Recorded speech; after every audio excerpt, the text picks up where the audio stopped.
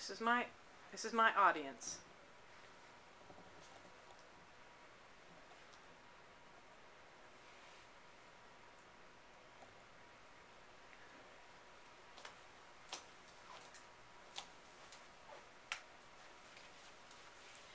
Good afternoon.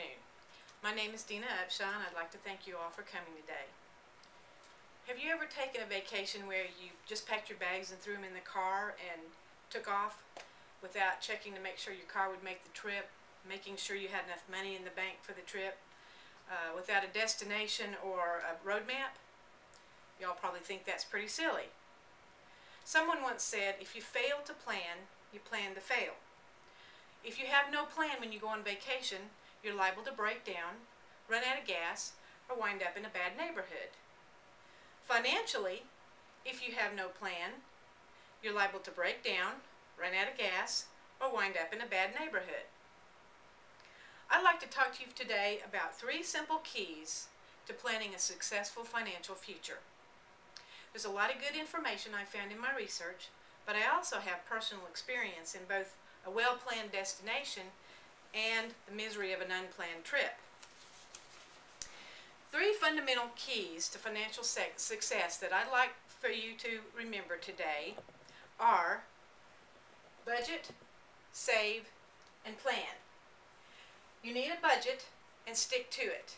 This keeps you from breaking down. You need to have savings and stick to it. This keeps you from running out of gas to fund your trip. And you need to have a plan. This is your roadmap to a successful destination. People often resist a budget because they feel like it's too hard or it cramps their style. It may seem easy to go where the wind takes you, but even a kite has a string that tethers it to the earth. A budget is just simply a way to know what you can afford. Can you afford that iPod? Do you have enough money to buy that new car?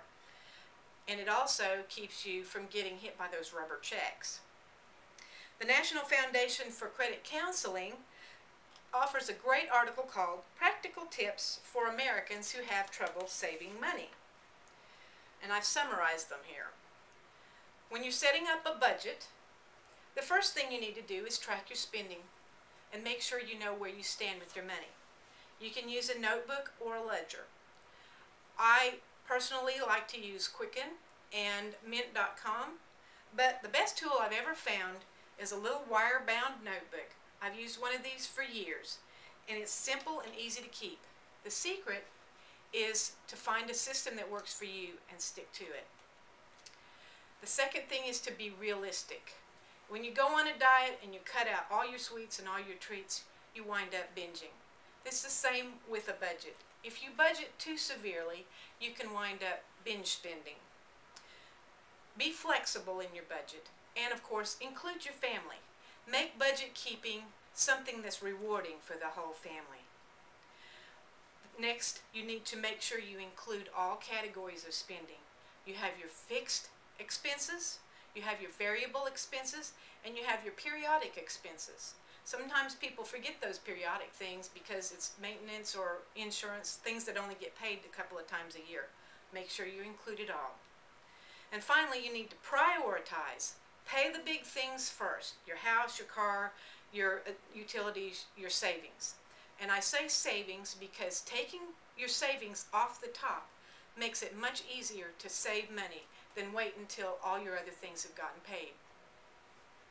This brings us to our next key, which is saving. In an article called 4 Money Lessons for Children to Master on Bankrate.com, Shana Steiner advocates a 10-10-10 plan. This is 10% into your savings, 10% of your income into an investment, such as an employer sponsored 401k or the like, and 10% to give back. You can give it to your church, a charitable organization, but it's important to give back. Don't think you can afford that 10-10-10 plan? When my husband and I were recovering from bankruptcy, we couldn't either.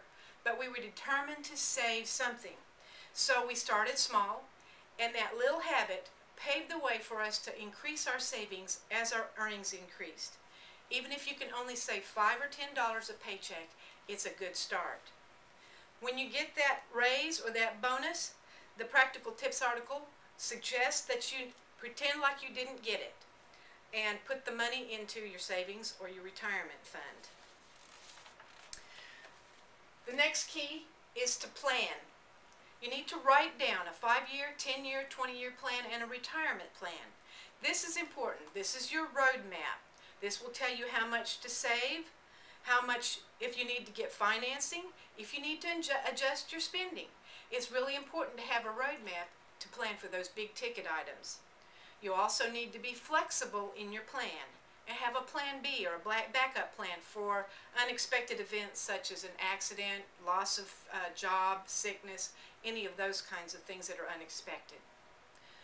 Getting your finances on the right track may seem like a tough job, but you can make your budget work. You can make a success a reality if you make a budget and stick to it, develop a strong saving habit, and have a plan to keep you on track and motivated. Now, like a roadmap is only so good if you take it out and use it. If you have a great financial plan but you never use it, it's like leaving your roadmap in the glove box on a dark and deserted road. You need to use your plan. Make a plan that works for you and stick to it. Happy traveling!